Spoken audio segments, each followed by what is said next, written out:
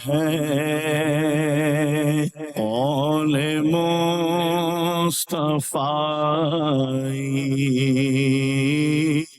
الحمد للہ رب العالمین والصلاة والسلام على سید المرسلین اما بعد فاعوذ باللہ من الشیطان الرجیم بسم اللہ الرحمن الرحیم الصلاة والسلام علیک یا رسول اللہ وعلى آلك وأصحابك يا حبيب الله الصلاة والسلام عليك يا نبي الله وعلى آلك وأصحابك يا نور الله۔ حضرت عمر فاروق اعظم رضی اللہ تعالی عنہ کا فرمان عالی شان ہے، فرماتے ہیں کہ ان الدعاء موقوف بین السماء والارض، بے شک دعا آسمان اور زمین کے درمیان میں ٹھہری رہتی ہے۔ کب تک؟ فرمایا حتی تصلی علی نبیک صلی اللہ علیہ وسلم، یہاں تک کہ تو اپنے نبی صلی اللہ علیہ وسلم پر درود بھیجے۔ صلو علی الحبیب صلی اللہ تعالی علی محمد صلی اللہ علیہ وسلم۔ پیارے اسلامی بھائیوں، مدنی چینل کے ناظرین، یہ ہے پروگرام درس بخاری شریف۔ ہم اس میں آپ کو خوش آمدید کہتے ہیں۔ حصول ثواب کی خاطر بیان سننے سے پہلے اچھی نیتیں بھی فرما لیجیے کہ فرمان مصطفیٰ صلی اللہ تعالی علیہ وآلہ وسلم ہے، نیت المؤمن خیر من عملہ، مومن کی نیت اس کے عمل سے بہتر ہے۔ مدنی چینل کے ناظرین، آج کے اس درس میں نہایت اہم موضوع پر بات کرنے جا رہے ہیں۔ روزمرہ کے معاملات کو یقینی بنانے کے لیے بسا اوقات اس کی ضرورت پڑ جاتی ہے، اور وہ کیا ہے؟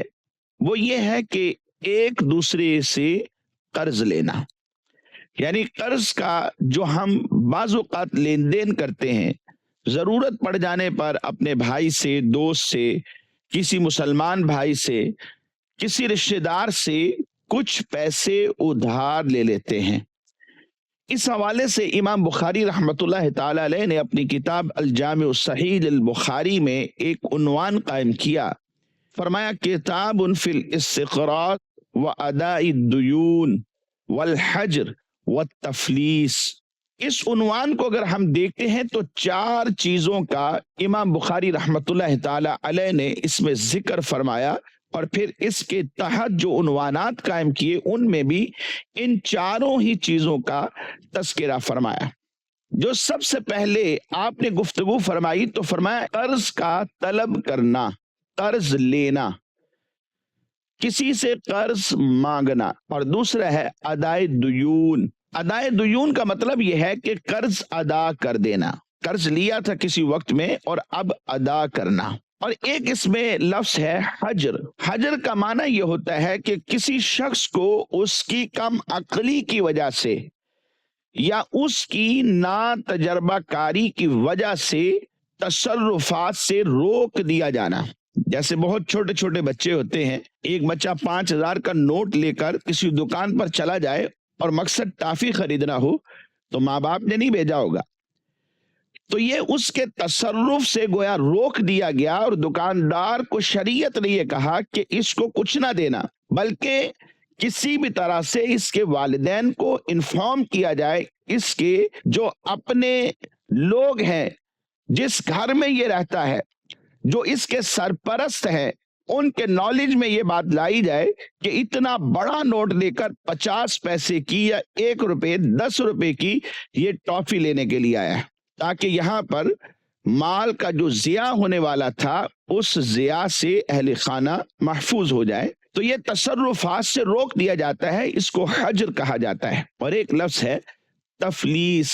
تفلیس مطلب مفلس ہو جانا، جس شخص کے اوپر قرضے بہت زیادہ ہو جائیں اور ان قرضوں کو ادا کرنے کے لیے اس کے پاس مال نہ رہے، رقم باقی نہ رہے، پھر کیا ہوتا ہے کہ حاکم وقت اس کو دیوالیہ قرار دیتا ہے، پہلے اس کو انویسٹیگیٹ کیا جاتا ہے، بلایا جاتا ہے، ساری تفتیش کے بعد پھر حاکم وقت اس کو دیوالیہ قرار دیتا ہے، پھر اس کے تمام جو مال و اسباب ہوتے ہیں جو اس کے پاس رہ گئے ہیں ان کو نیلام کر کے وہ رقم اس کے قرض خواہوں کو ڈسٹریبیوٹ کر دی جاتی ہے۔ اس کا پھر ایک طریقہ کار ہے اور یہ تفصیلی معاملات ہیں، ہم ابھی اس کے اوپر گفتگو کرنے نہیں جا رہے۔ تو یہاں پر بات یہ چل رہی کہ قرض کا لین دین کرنا، قرض کس کو کہا جاتا ہے، ضمناً یہ تعریف بھی آپ سماعت فرما لیجیے۔ فقہا نے لکھا کہ قرض یہ ہے کہ کسی شخص کو کوئی مثلی مال، مثلا روپیہ، غلہ، جس کا مثل بازار میں مل جاتا ہو، وہ یوں دیا جائے کہ یہ اسے واپس کرے گا۔ چونکہ گفٹ میں یہ ہوتا ہے کہ واپس نہیں کیا جاتا، یہاں پر یہ ہے کہ یہ واپس کرے گا، اس کا مثل دے گا۔ 10,000 لیا ہے تو 10,000 واپس کرے گا۔ اسی طرح گندم لے لی ہے، چاول لیے ہیں، چینی لے لی ہے، بطور قرض لیا ہے، تو جتنا لیا ہے اتنا اس نے واپس کر دینا ہے، کیونکہ ان کا مثل ممکن ہے۔ دوسرے لفظوں میں آپ اس کو یوں سمجھیے کہ قرض ایک خاص قسم کا معاہدہ ہوتا ہے، ایک ایگریمنٹ ہوتا ہے، جو ایک مخصوص ایگریمنٹ ہوتا ہے، ایک خاص قسم کا معاہدہ ہوتا ہے کہ جس میں دوسرے کو روپیہ دیا جاتا ہے یا اس جیسا مال اس سے لیا جاتا ہے کہ وہ بعد میں اسی طرح کا مال اسے واپس کر دے گا، یہ قرض ہوتا ہے۔ امام بخاری علیہ رحمت اللہ الوالی نے یہاں پر قرض کے حوالے سے جو پہلا عنوان قائم کیا، اس میں آپ نے یہ عنوان باندھا، باب من اشترى بالدین وليس عنده ثمنه او ليس بحضرته۔ اس شخص کے بارے میں یہ باب ہے جس نے کوئی چیز ادھار میں خریدی اور حال یہ ہے کہ اس کے پاس اس کی قیمت نہیں ہے، یا قیمت تو ہے لیکن اس وقت اس کے پاس موجود نہیں ہے۔ بازار سے کوئی چیز لینے کے لیے چلے گئے اور پیسے گھر ہی بھول گئے، یا اس نے سوچا کہ اے ٹی ایم مشین سے وہاں پر کارڈ کے ذریعے نکال لیں گے، لیکن سامنے والے کے پاس مشین نہیں ہے کہ جس کے ذریعے سے وہ نکال کر دے۔ اب مسئلہ یہ ہے کہ چیز کی ضرورت بھی بڑی اشد ہے، تو کیا کرے؟ اب وہ چیز قرض لے لی جاتی ہے، پیسہ تو ہے لیکن موقع پر موجود نہیں ہے، یا دینے پر قدرت نہیں ہے، یا پیسے اس کی ملکیت میں نہیں ہے۔ جیسے بہت سارے حضرات ہیں، وہ کام کاج کرتے ہیں، ملازمت کرتے ہیں، اور سیلری جو ہے وہ منتھلی ان کو ملا کرتی ہے، مہینے کے آخر میں۔ اب یہ چیزیں لیتے رہتے ہیں کسی دکاندار سے، اور پھر جیسے ہی سیلری آ جاتی ہے تو پھر وہ قرضہ ادا کر دیتے ہیں۔ پھر نیکسٹ اسی طرح ہوتا ہے کہ دکاندار سے گھر کی اشیاء جو ضرورت کی ہیں وہ خریدتے رہتے ہیں، اور پھر جیسے ہی پیسہ آ جاتا ہے تو دکاندار کو لوٹا دیتے ہیں۔ اس حوالے سے امام بخاری رحمت اللہ تعالی علیہ نے ایک عنوان قائم کیا، اور اس کے تحت جو حدیث مبارک لے کر آئے آپ سماعت فرمائیے۔ یہ حدیث مبارک حضرت جابر بن عبداللہ رضی اللہ تعالی عنہ سے مروی ہے۔ آپ کہتے ہیں، غزوت مع النبی صلی اللہ تعالی علیہ وآلہ وسلم، میں ایک موقع پر ایک غزوہ میں سرکار دو عالم صلی اللہ تعالی علیہ وآلہ وسلم کے ساتھ تھا۔ ہوا یہ کہ نبی پاک صلی اللہ تعالی علیہ وآلہ وسلم نے میرے اونٹ کے متعلق مجھ سے دریافت کیا، کیا تو مجھے یہ اونٹ فروخت کرے گا؟ تو آپ کہتے ہیں کہ میں نے کہا فبعتہ، میں نے آپ کو فروخت کر دیا۔ پھر جب آپ صلی اللہ تعالی علیہ وآلہ وسلم مدینہ منورہ میں تشریف لائے اور میں اگلے دن صبح ہی صبح وہ اونٹ لے کر سرکار دو عالم صلی اللہ علیہ وسلم کی خدمت میں حاضر ہو گیا، تو آپ نے مجھے اس کی قیمت ادا کر دی۔ امام بخاری علیہ رحمت اللہ الوالی نے اس حدیث مبارک کو یہاں اس لیے روایت کیا ہے کہ نبی پاک صلی اللہ تعالی علیہ وآلہ وسلم نے حضرت جابر بن عبداللہ صحابی رسول رضی اللہ تعالی عنہ سے وہ اونٹ خرید لیا تھا دوران سفر، غزوہ سے واپسی پر دوران سفر آپ نے وہ اونٹ خرید لیا تھا، لیکن اس وقت اس کی قیمت آپ نے ادا نہیں کی تھی۔ ناظرین، واقعہ کچھ اس طرح ہے کہ غزوہ ذات الرقاع سے واپسی کے وقت راستے میں حضرت جابر بن عبداللہ رضی اللہ تعالی عنہ کا جو اونٹ تھا بڑا سست رفتار کے ساتھ چل رہا تھا۔ نبی پاک صلی اللہ علیہ وسلم آپ نے اس کا سبب ان سے دریافت کیا تو انہوں نے بتایا کہ حضور یہ تھک گیا ہے۔ تو نبی پاک صلی اللہ علیہ وسلم اپنی سواری سے نیچے تشریف لائے اور اپنی چھڑی اس اونٹ کو لگائی، پھر فرمایا اے جابر اب سوار ہو جاؤ۔ جابر بن عبداللہ رضی اللہ تعالی عنہ کہتے کہ میں سوار ہو گیا، اب تو ان کا جو اونٹ تھا آگے بڑھنے لگا، یعنی اس میں رفتار زیادہ ہو گئی۔ پہلے تھکا ہوا تھا، بڑی سست روی سے چل رہا تھا، لیکن جیسے ہی نبی کریم علیہ الصلوۃ والسلام نے اپنی چھڑی مبارک اس کے ساتھ لگائی تو اب چلنے میں گویا آگے بڑھ رہا ہے، مراد یہ ہے کہ چلنے میں تیز ہو گیا۔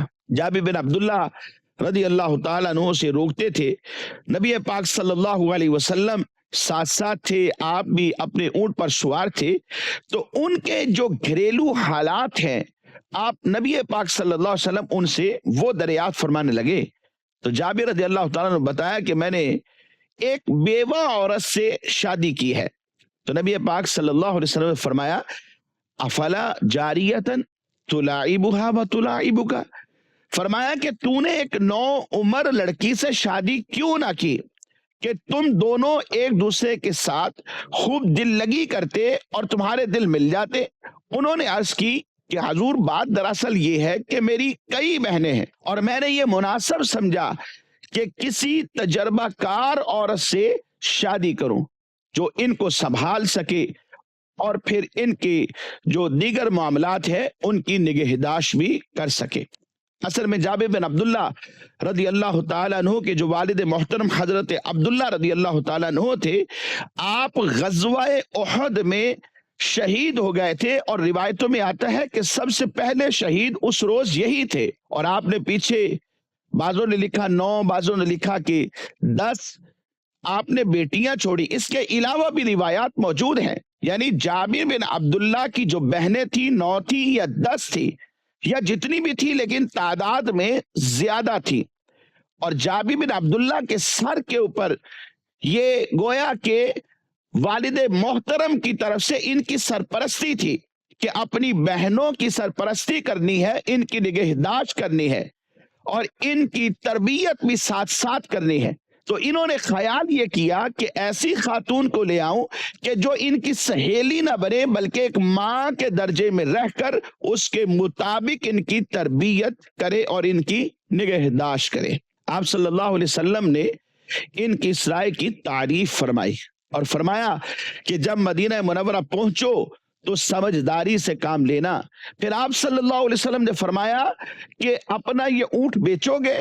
جابر بن عبداللہ مان گئے، تو آپ نے وہ اونٹ ایک اقیہ میں نبی پاک صلی اللہ تعالی علیہ وآلہ وسلم کو فروخت کر دیا۔ حضور نبی علیہ السلام نے ایک اقیہ کے بدلے میں ان سے خرید لیا۔ جب وہ اگلے دن اونٹ لے کر نبی کریم صلی اللہ علیہ وسلم کی خدمت میں پہنچے تو آپ نے حضرت بلال رضی اللہ تعالیٰ عنہ کو حکم دیا کہ انہیں اس کی قیمت ادا کر دیں۔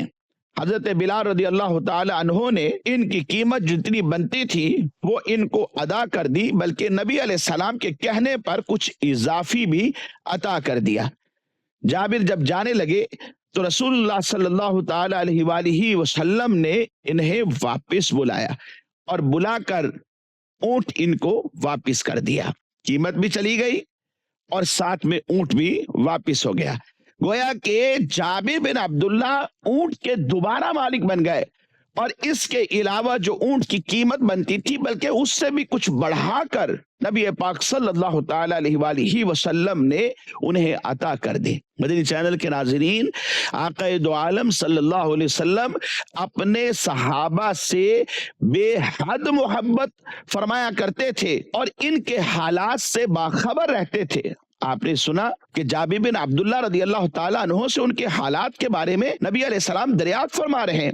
ان کی مشکلات میں آقا دو عالم صلی اللہ علیہ وسلم ان کی مالی اور ان کی روحانی مدد فرمایا کرتے تھے، اور آپ کو اس سے یہ پتا چلا کہ جابر بن عبداللہ کے پیچھے رہ جانے کا سبب ان کے اونٹ کی کمزوری تھی، اور ان کے پاس تنگ دستی کی وجہ سے کوئی دوسرا اونٹ بھی نہیں تھا، کیونکہ ان کے جو والد محترم ہے جنگ احد میں شہید ہو گئے، اور آپ کی زیر نگرانی ان کی بیٹیاں یعنی ان کی بہنیں تھیں، اور ذمہ داریاں بہت زیادہ تھی، ان کے ہاں رزق میں بھی کشادگی نہ تھی۔ اس لیے نبی پاک صلی اللہ علیہ وسلم نے ضروری سمجھا کہ ان سے بر بنائے ہمدردی آقا دو عالم صلی اللہ علیہ وسلم نے تعاون فرمایا، جس سے انہیں برکت حاصل ہوئی۔ نبی پاک صلی اللہ علیہ وسلم اپنے صحابہ کے ساتھ کس قدر شفقت اور رحمت کا سلوک فرمایا کرتے تھے، اس حدیث مبارک سے یہ بات بالکل واضح ہے۔ اور آقا دو عالم صلی اللہ علیہ وسلم کی کریمانہ اخلاق کی جو دلکش تصویر بنتی ہے، وہ اس حدیث مبارک کو اگر آپ سامنے رکھتے ہیں تو روز روشن کی طرح واضح ہو جاتی ہے۔ اور آقا دو عالم صلی اللہ علیہ وسلم کی بات چیت میں کس قدر پاکیزگی تھی اور کیسی بے مثل خوش طبعی جلوہ فرما ہوا کرتی تھی، اس بات سے، اس حدیث مبارک سے وہ بھی بالکل واضح ہو جاتی ہے۔ مدنی چینل کے ناظرین، جابر بن عبداللہ رضی اللہ تعالیٰ عنہ آپ انصاری خزرجی صحابی رسول ہیں۔ ہجرت مدینہ سے 16 سال قبل 16 ایئرز قبل آپ پیدا ہوئے، اور 74 ہجری 74 ہجری میں آپ کا انتقال ہوا۔ آپ رضی اللہ تعالیٰ عنہ نے وفات مدینہ منورہ میں پائی۔ حضرت عثمان غنی رضی اللہ تعالیٰ عنہ کے صاحبزادے نے آپ کی نماز جنازہ پڑھائی اور آپ کو جنت البقیع میں دفن کیا گیا۔ آپ رضی اللہ تعالیٰ عنہ کے جو دادا ہیں، آپ اپنے قبیلے کے سردار ہوا کرتے تھے، اور آپ رضی اللہ تعالیٰ عنہ کے جو والد محترم ہیں، میں نے عرض کیا کہ وہ شہداء احد میں سب سے پہلے شہید تھے، اور ان کو بھی مسلح کیا گیا۔ جیسے حضرت امیر حمزہ رضی اللہ تعالیٰ عنہ کو شہید کرنے کے بعد آپ کا مسلح کیا گیا، اعضاء کاٹے گئے، اسی طرح ان کو بھی مسلح کیا گیا۔ اور اس پر حضرت جابر بن عبداللہ رضی اللہ تعالیٰ عنہ سے نبی پاک صلی اللہ علیہ وسلم فرمانے لگے، جابر، تمہارے والد سے اللہ تبارک و تعالیٰ نے بالمشافہ کلام فرمایا ہے، جبکہ باقیوں سے پردے کے پیچھے سے کلام کرتا ہے۔ سبحان اللہ، ان کی خوش بختی ہے کہ رب کریم نے ان کے ساتھ بالمشافہ کلام فرمایا۔ آپ رضی اللہ تعالیٰ عنہ کا جو گھر ہے وہ مسجد نبوی سے 1 میل کے فاصلے پر تھا۔ آپ رضی اللہ تعالیٰ عنہ پھر بھی تمام نمازیں مسجد نبوی میں آ کر ادا کیا کرتے تھے۔ آپ اپنے والد کی موجودگی میں غزوہ بدر اور غزوہ احد میں شرکت نہ کر سکے۔ اس کی وجہ یہ تھی کہ ان کے ابا جان حضرت عبداللہ غزوہ احد میں، غزوہ بدر میں وہ خود شریک ہوئے، اور اپنا سرپرست بنا کر اپنی بیٹیوں کے اوپر انہیں گھر چھوڑ گئے۔ اس وجہ سے ان 2 غزوات میں آپ شریک نہ ہو سکے۔ لیکن اس کے بعد کم و بیش 19 کے قریب غزوات ہیں جن میں نبی پاک صلی اللہ تعالی علیہ وآلہ وسلم کے ساتھ انہیں غزوات میں شرکت کرنے کی سعادت حاصل ہوئی۔ ایک موقع پر آپ صلی اللہ علیہ وسلم نے 25 بار حضرت جابر بن عبداللہ رضی اللہ تعالی عنہ کے لیے استغفار کی دعا فرمائی۔ آپ صلی اللہ علیہ وسلم کو کبھی اگر قرض کی ضرورت پڑتی، ویسے تو آقا دو عالم صلی اللہ علیہ وسلم قرض سے پناہ مانگا کرتے تھے، لیکن اگر کبھی ضرورت پڑ بھی جاتی تو جابر بن عبداللہ رضی اللہ تعالی عنہ سے قرض بھی لے لیا کرتے تھے۔ حضرت جابر رضی اللہ تعالیٰ عنہ سے سینکڑوں احادیث مبارکہ ہیں جو مروی ہیں، جن میں سے ایک حدیث مبارک کی طرف آپ کو اشارہ کرتا ہوں۔ نبی پاک صلی اللہ تعالی علیہ وآلہ وسلم نے ارشاد فرمایا کہ میری امت میں ایک جماعت ہمیشہ حق پر قائم رہے گی، یہاں تک کہ اللہ کے نبی حضرت عیسیٰ علی نبینا وعلیہ الصلاۃ والسلام نزول فرمائے۔ یہ حدیث مبارک بھی حضرت جابر بن عبداللہ رضی اللہ تعالی عنہ سے ہی مروی ہے۔ مدنی چینل کے ناظرین، بوقت شہادت ان کے والد مکروز تھے، جس کی ادائیگی کا جو معاملہ ہے وہ بھی بڑا ہی دلچسپ معاملہ ہے، ضمناً وہ بھی سماعت فرمائیے۔ ان پر قرض بہت زیادہ تھا، حضرت جابر بن عبداللہ رضی اللہ تعالیٰ عنہ کو اس کی ادائیگی کی بڑی ہی فکر رہا کرتی تھی، لیکن ادا کہاں سے کرتے؟ کل 2 ہی باغ تھے جن کی پوری پیداوار قرض کو ناکافی تھی۔ نبی پاک صلی اللہ علیہ وسلم کی خدمت میں بڑے گھبرائے ہوئے آئے اور کہا یا رسول اللہ صلی اللہ علیہ وسلم، یہود کو بلا کر میرا یہ کچھ قرض کم کرا دیجئے۔ آپ نے ان لوگوں کو طلب فرمایا، وہ آ گئے۔ حضرت جابر بن عبداللہ رضی اللہ تعالیٰ کا جو مدعا تھا نبی پاک صلی اللہ علیہ وسلم نے ان کے سامنے رکھا اور ان سے کہا کہ قرض چھوڑ دو۔ انہوں نے انکار کیا۔ آپ نے کہا کہ اچھا یوں کرو کہ اسے 2 مرتبہ میں وصول کر لو، یعنی 2 ٹرنوں میں، نصف اس سال لے لو اور جو بقیہ ادا ہوگا وہ اگلے سال لے لینا۔ وہ لوگ اس پر بھی رضامند نہ ہوئے۔ نبی پاک صلی اللہ علیہ وسلم نے یہ دیکھ کر حضرت جابر بن عبداللہ رضی اللہ تعالیٰ عنہ کو تسکین دی اور فرمایا کہ ہفتے کے روز میں تمہارے پاس آؤں گا۔ سبحان اللہ۔ چنانچہ جب ہفتے کے روز صبح کے وقت نبی پاک صلی اللہ علیہ وسلم ان کے وہاں تشریف لے گئے تو پانی کے پاس بیٹھ کر آپ نے وضو کیا، مسجد میں جا کر 2 رکعت نماز ادا کی، پھر خیمہ میں آ کر کچھ دیر ٹھہرے رہے، یا کچھ آپ نے آرام فرمایا یا ویسے ہی لیٹ گئے۔ اس کے بعد حضرت ابو بکر صدیق رضی اللہ تعالیٰ عنہ اور حضرت عمر فاروق رضی اللہ تعالیٰ عنہ یہ دونوں حضرات بھی وہاں پر پہنچ گئے۔ تقسیم کا وقت آیا تو ارشاد ہوا کہ یہ جو کھجوریں ہیں ان کی مختلف قسموں کی مختلف ڈھیریاں بنا دو۔ جب ڈھیریاں بن گئی تو حضور کو خبر دی گئی، آپ تشریف لے گئے اور ایک ڈھیر پر آپ بیٹھ گئے۔ حضرت جابر بن عبداللہ رضی اللہ تعالیٰ عنہ کو حکم دیا اور انہوں نے سب کو بانٹنا شروع کر دیا۔ ہر قرض دار موقع پر آتا اور بتاتا کہ میں نے کتنا قرض وصول کرنا تھا، جتنا ہوتا جابر بن عبداللہ اسے دے دیتے۔ نبی پاک صلی اللہ علیہ وسلم دعا کرتے رہے۔ خدا کی قدرت، قرض ادا ہونے کے بعد بھی جو کچھ تھا اتنا ہی باقی بچا ہوا تھا۔ حضرت جابر بن عبداللہ خوشی خوشی نبی پاک صلی اللہ علیہ وسلم کی خدمت میں آئے اور بیان کیا کہ قرض تو ادا ہو گیا اور اتنا اتنا فاضل موجود ہے۔ تو نبی پاک صلی اللہ علیہ وسلم نے اللہ تبارک و تعالی کا شکر ادا کیا۔ حضرت سیدنا صدیق اکبر رضی اللہ تعالیٰ عنہ، حضرت عمر فاروق اعظم رضی اللہ تعالیٰ عنہ کو بھی یہ دیکھ کر بڑی مسرت ہوئی۔ مدنی چینل کے ناظرین، آج کی اس سلسلے میں بطور خاص امام بخاری رحمۃ اللہ تعالی علیہ کی جس حدیث مبارک کو ہم نے ذکر کیا اس میں یہ تھا کہ ضرورت کے وقت اگر قرض لیا جائے تو اس میں کوئی حرج نہیں۔ مزید اس سلسلے کو ہم آگے بھی جاری رکھیں گے کیونکہ قرض کا معاملہ بہت اہم ہے۔ اللہ کریم ہم سب پر اپنا رحم و کرم فرمائے۔ ہمارے آج کے اس سلسلے کا وقت جو ہے وہ اختتام کو پہنچا۔ آئندہ تک کے لیے اجازت دیجیے۔ دعا گو ہے رب کریم ہم سب پر اپنے فضل و رحمت کی برسات فرمائے، آمین بجاہ النبی الامین صلی اللہ تعالی علیہ وآلہ وصحابہ وبارک وسلم۔ ایمان ہے قول مصطفی